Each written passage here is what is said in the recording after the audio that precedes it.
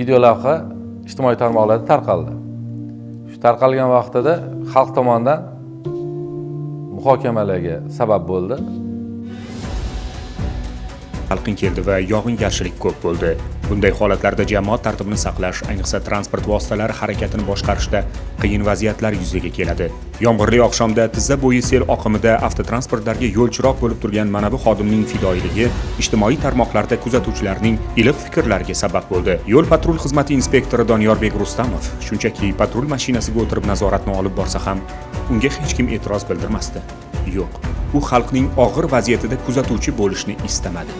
Bunga uning vijdoni bergan qasamyodi yo'l qo'ymadi. Ha, u katta bir qo'poruvchilik xavfini oldini olmagandir, lekin birgina shu harakati bilan butun tizimga nisbatan yurtdoshlarimiz mehrini jonlantira oldi.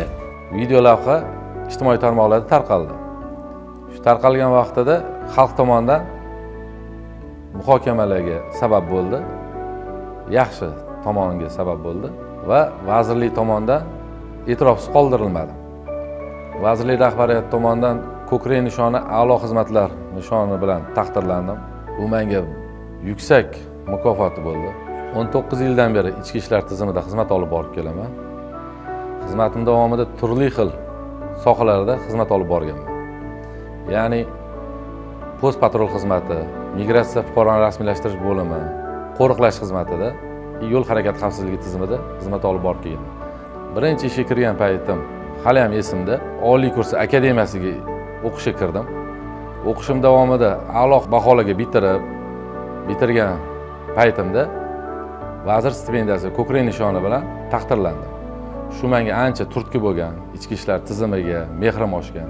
Oilam 3 nafar farzandim bor. 3 nafar farzandimni shu kasbim orqali boqaman. Mahalla kuyida, oshna og'ayni, do'st, sindoshlarim orasida obro' e'tiborga, hurmatga sazovorman. Bolalarim ancha faxrlanadi. Ota, formangizda kelib, maktabimga kelib keting. Ko'rishsan oshna og'aynim deb xursand bo'lib yetishadi. Farzandim ham ichki ishlar tizimiga qiziqadi, aytadi, "Ada, sizga o'xshab ichki ishlar tizimida ishlayman, harbiy bo'laman" deydi. Men undan xursandman.